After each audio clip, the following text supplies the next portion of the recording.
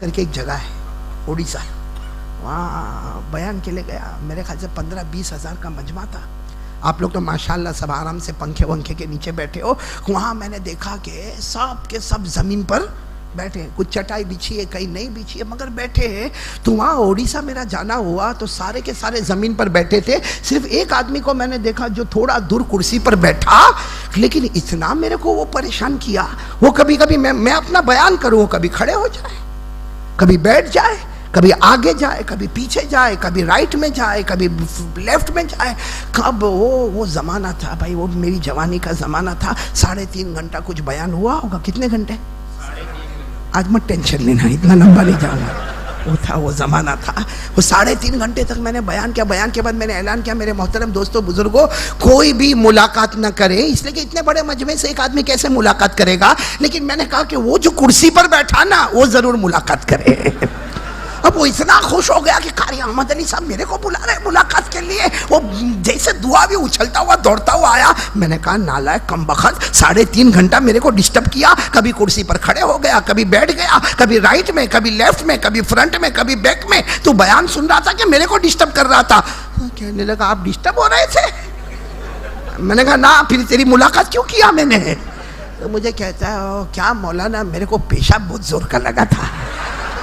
تو میں نے کہا اللہ کا بندہ پیشاب لگا تو کر کیا تھا، مجھے کیوں ڈسٹرب کیا؟ کہا مولانا جاتا کوئی کرسی پہ بیٹھ جاتا تو جگہ کہاں سے لاتا؟ کہا مغرب بعد سے کرسی پکڑ کے رکھا ہوں۔ خیر وہ تو چلا گیا، ملاقات کیا، کیا بولتا میں بھی اس کو جانے دے، چلا گیا۔ لیکن میں نے سوچا کہ یہ ویس نگر والوں، یہ پیشاب کرنا بھی ٹینشن ہے نا، وہ ٹینشن میں بیچارے نے کتنے گھنٹے گزارے، بولو نا، پیشاب کرنا بھی ٹینشن ہے، پاخانہ کرنا بھی۔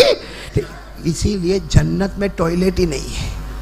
ارے بولو نا، جنت میں ٹوائلٹ نہیں، باتھ روم نہیں، پاخانہ نہیں، پیشاب کرے۔ ہمارے نبی نے فرمایا، ساتھ میں بولو نا، قال قال رسول اللہ صلی اللہ علیہ وسلم لا یبولون ولا یتغوطون۔ ہمارے آقا بولو نا، تاجدار مدینہ محمد الرسول اللہ صلی اللہ علیہ وسلم نے فرمایا، جنت میں کسی کو پیشاب کا تقاضا نہیں ہوگا، جنت میں کسی کو پاخانے کا تقاضا نہیں ہوگا۔ ایک صحابی دوڑتے دوڑتے آئے، کہا اللہ کے رسول میرے ماں باپ آپ پر قربان، جنت میں پیشاب نہیں؟ ہمارے نبی نے فرمایا نہیں۔ جنت میں پاخانہ نہیں؟ ہمارے نبی نے فرمایا نہیں۔ وہ صحابی کہنے لگے اللہ کے رسول میرے ماں باپ آپ پر قربان، جنتی کھائیں گے پیئیں گے تو جائے گا کہاں؟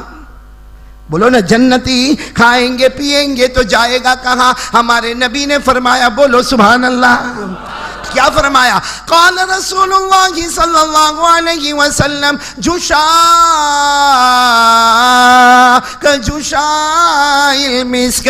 ہمارے نبی فرماتے جنتی کھائیں گے پیئیں گے، ایک ڈکار لے گا، بولو ایک کر کے ڈکار لے گا، اس میں کھانا بھی ہضم ہو جائے گا۔ ہمارے نبی فرماتے پینا بھی ہضم ہو جائے گا، اور ڈکار لیتا چلا جائے گا، جنت میں مشک کی خوشبو آنا شروع ہو جائے گی۔ تو جنت میں سب کو جانا ہے نا، کوئی ٹینشن، بولو نا صاحب۔